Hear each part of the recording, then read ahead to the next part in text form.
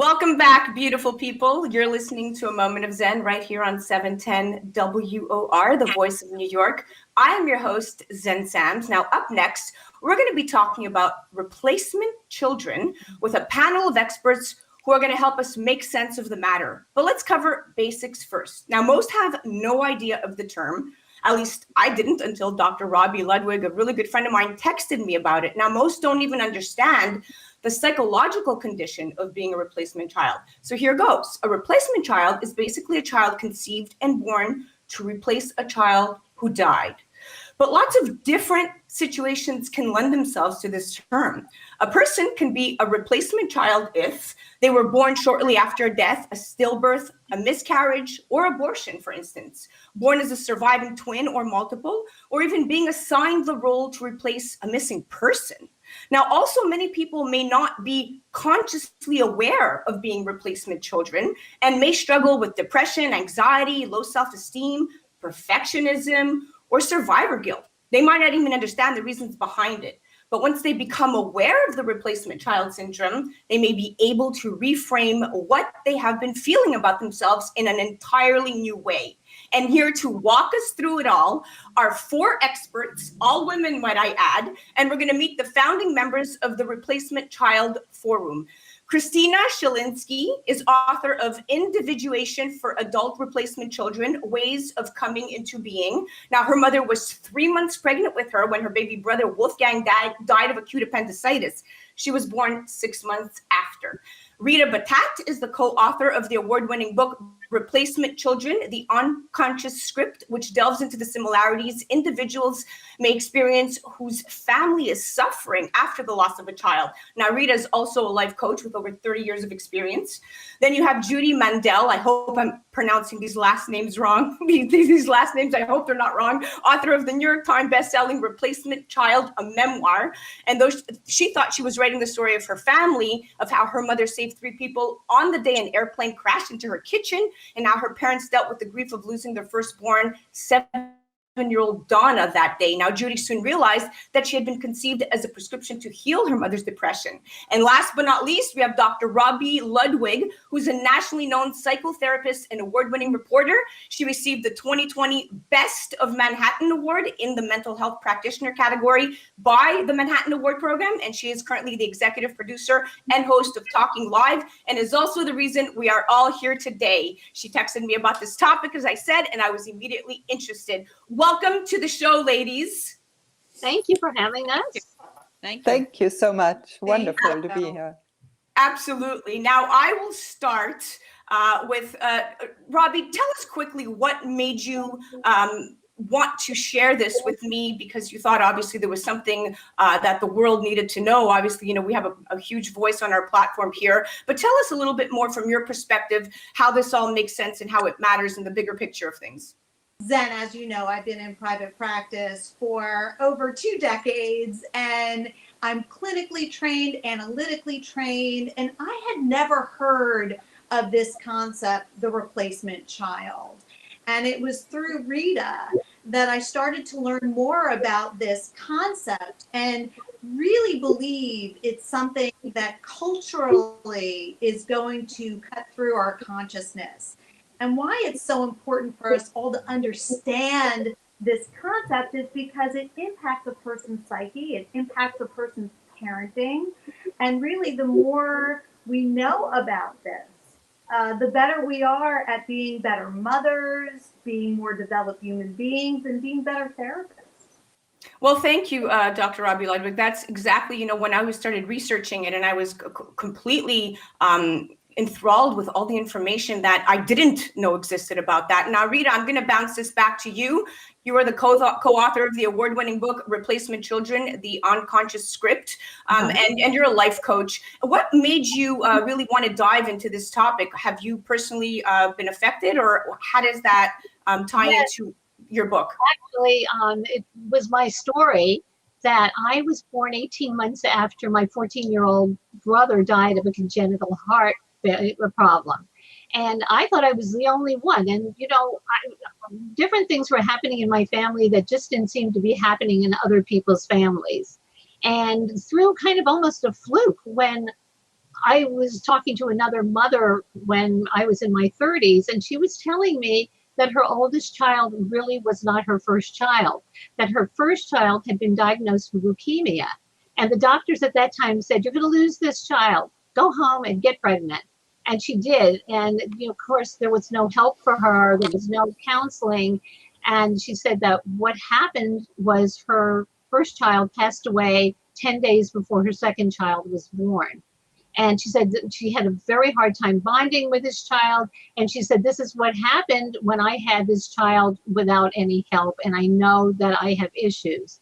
And she said the word replacement child. And all of a sudden, the little bells went off in my head that, yes, I can understand. This is what happened in my family. This is why my mother was always referring to my brother, in this case was the saint. I was always competing. I never got to really know him as a person. And after kind of becoming aware, people started coming out of the woodwork with their stories. And I started seeing similarities and talking to people. And this is how I said, there's nothing that I could find on it. I could find very little on it. And I said, it's so many people's stories. We need to get it out there, because the true awareness of this will make a huge difference in bonding with your own child, parenting your own child, and will give you incredible insight into your own family's dynamic.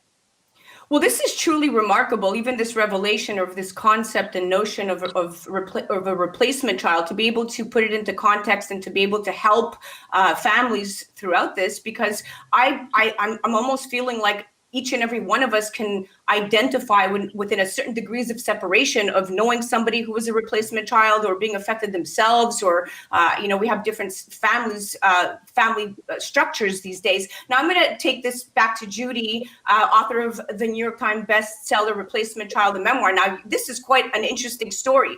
So you had an airplane crash into your home, is that correct? Yes. This was before I was born. When my parents lived in Elizabeth, New Jersey, and it was actually a series of airplane crashes that happened between 1951 1952, and this plane crashed right into their apartment building, took off the top of the building. They were on the second floor. My sister Donna was 7, and she was killed in that crash, and my other sister Linda was badly burned. So after that, as Rita was saying too, they told my mother, "Go home and get pregnant," because she was suffering from deep depression after losing her daughter and also taking care of her other daughter. So she had kind of a double whammy of grief.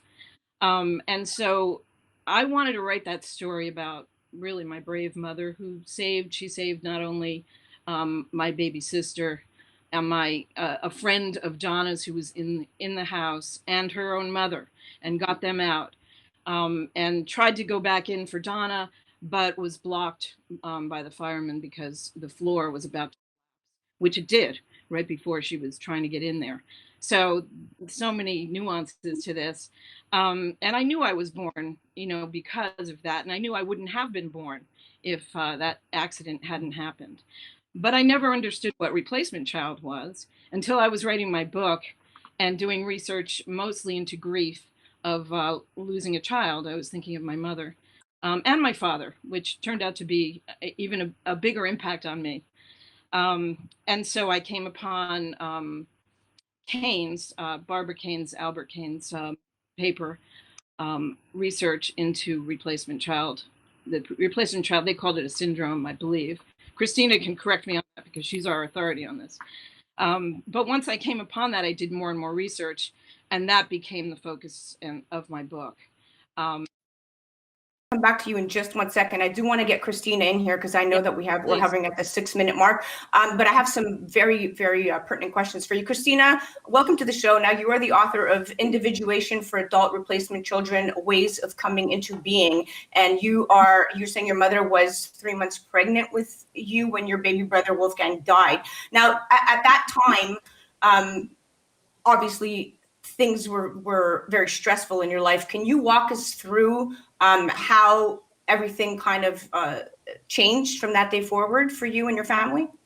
Yes, of course. Thank you. I think at that time, I didn't know anything about it. When I was born, if I look at my baby photos, I lie in the pram and I have sort of fearful eyes, looking with fearful eyes at the world. But of course, I didn't know anything about the replacement child syndrome until I hit 40. And I think I became a psychoanalyst and a therapist because I am a replacement child. I looked for at least 10 years for the repercussions of this very simple fact that I was born into grief. My mother never recovered from having lost her son and being pregnant with me. I mean, I was 6 months later just delivered into this atmosphere. And I remember daily trips to the cemetery. My parents just built the house right in front of the grave, if you wish to stay close.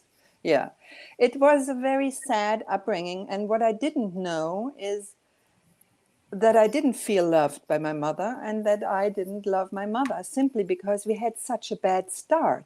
And that's why it's so important as a mom to know whether this has happened to me or to my parents or even to my grandparents, because it changes the way I bring up my children. And I think I went into therapy before I became pregnant. I have 2 children. And I felt that wasn't enough. I needed to study more, delve deeper into the subject. And that's why I trained to become a psychoanalyst. Well, this is truly remarkable. I mean, I have so many questions, and I think we have about 3 minutes left in the segment, and we will, after that, come back to a commercial break, and I'm going to continue and do some more behind the scenes for our uploads. But for this, any one of you could really answer this question. Did the recognition about being a replacement child slowly unfold as you all became adults, or was this something that being often compared to a child who has died, this child being idealized in many respects. How does that truly affect your relationship, not just with your mother, but with the family unit around you? I mean, this is tough stuff. Yeah. I could answer that if you like. Go ahead. And it definitely unfolded for me. I think it was, to take a part of Rita's book's title, Unconscious as a Child, being compared to my sister Donna, certainly by relatives as well as my immediate family. But I didn't have that idea of the replacement child and how it impacted my life until I was doing the writing and then going through those episodes in my life where it did affect me. So the writing and the creative part of that and the research was what really unfolded to me. And I was in my 50s by the time I did that. So all through my life, I was feeling kind of the ramifications of it, not knowing what it was, through relationships and jobs and identity. Identity was huge for me, trying to figure out really where I belonged. And that unfolded for me, through my life. And I was grateful to find a reason why this was all happening to me. So the writing of the book for me was really what unfolded it. Now, let me just say, throughout the book, you guys are really aiming to give parents and therapists and actually replacement children a better understanding about this syndrome, so that the craziness, so to speak, can stop within the household, and so that they can make sense of it all. And I think this is great. Where can they access the book, and is there a dedicated website that we should send our listeners to? It's replacementchildforum.com. You can go there and find out about we have webinars that are on YouTube that you can access through the site. We won't inundate you if you subscribe to it. We don't send out a lot of emails, just updates on what's happening. But there's a wealth of information on replacementchildforum.com that people, and it's all free. It's great. Always great. Right now, mental health disorder is on the rise, and this is something that definitely you guys should check out. Replacement Child Forum is something that I came across and found so much information on, and I actually enjoyed the website. You guys are a panel of experts. You're women, your mothers, your authors, your doctors. You are simply incredible. I thank you all for being on the show. Rita, thank you. Dr. Robbie Ludwig. Judy, thank you so much. We also have Christina. Christina, you are incredible yourself. Now, listen, here's what's going to happen. I'm going to say goodbye and go to a commercial break, and I will come right back and continue speaking to each and every one of you for behind the scenes stuff. You guys are listening to A Moment of Zen right here on 710 WOR, the voice of New York. We will be right back after this.